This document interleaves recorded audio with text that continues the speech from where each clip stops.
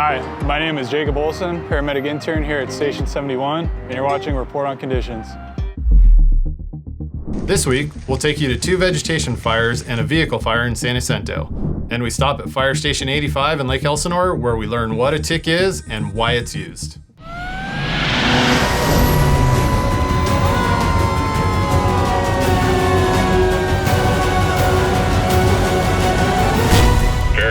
Engine 1 with Report on Conditions. Hi, and thanks for joining us on today's Report on Conditions. I'm Deputy Chief of Statewide Training, Andrew Kibbe. Before getting into last week's incidents, let's stop by Station 85. How's it going? My name is Gavin Lutz. I'm a Firefighter 2 paramedic with CAL FIRE Riverside County, and today we're at Fire Station 85 here in Lake Elsinore. Today we're going to be going over the TIC. This is going to be the thermal imaging camera, and it's one of my favorite tools. We're just going to go over some of kind of like the basic functions of it. TIC is a pretty resourceful tool for us here on the fire ground. A lot of what we can utilize it for is locating the source of fires on a scene in a search and rescue situation where you potentially have victims trapped. This can also allow us to help search for those victims in what would otherwise be more untenable or hard to see conditions. So utilizing this is pretty beneficial for us in those situations. And today we're going to go over some of the basic functions of it. Power on your unit, you're going to go and see the unit identifier there. Just kind of a basic menu. It's very simplified for us, right?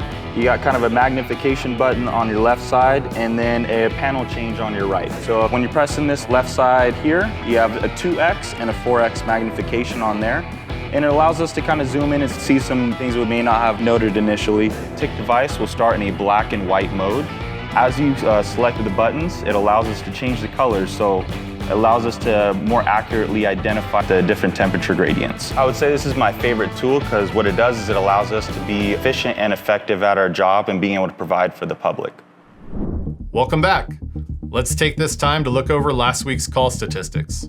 From July 7th through July 13th, your firefighters responded to a total of 3,924 calls for service. Of those calls, 2,985 were medical emergencies and 145 were fire-related calls. Let's take a look at a few incidents your firefighters responded to.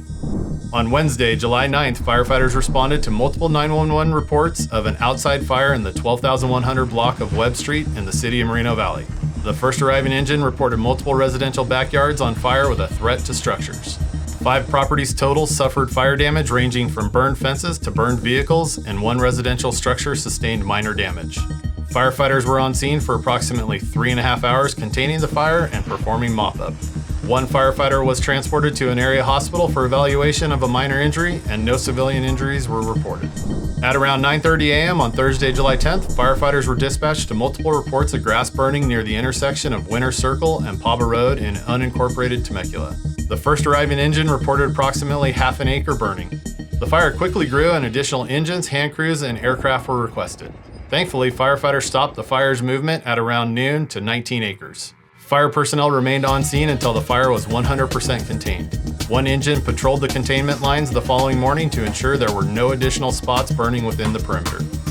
Also, on Thursday, July 10th at around 1 p.m., firefighters were dispatched to multiple reports of vegetation burning north of the intersection of Calmia Avenue and Charlie Court in Moreno Valley. The first chief officer on scene reported approximately 5 acres burning in light brush and grass at a moderate rate of spread and requested an additional chief officer and 5 additional engines. There were immediate structures threatened and evacuation warnings were put into place.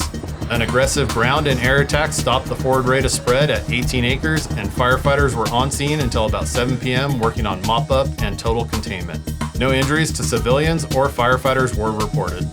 Our last incident of the week takes us to San Jacinto, where on Sunday, July 13th at 12:55 a.m., firefighters were dispatched to multiple 911 reports of a vehicle on fire near the intersection of South San Jacinto Avenue and East Esplanade Avenue. The first arriving engine reported 2 vehicles fully involved in fire.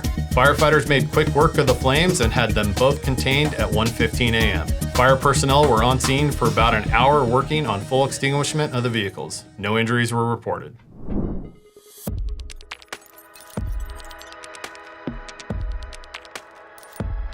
The goal today is to show you that these actions you take before a fire ever starts can actually save your home and even save your life.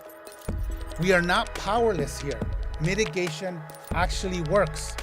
We know the fire science is actually proven time and time again.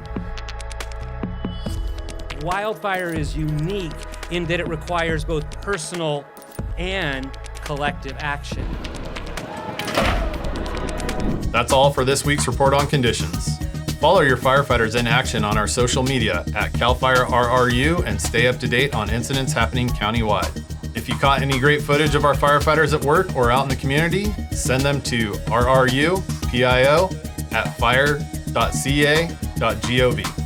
On behalf of your Public Affairs and Community Education Bureau, I'm Deputy Chief Andrew Kibbe. Thanks for watching.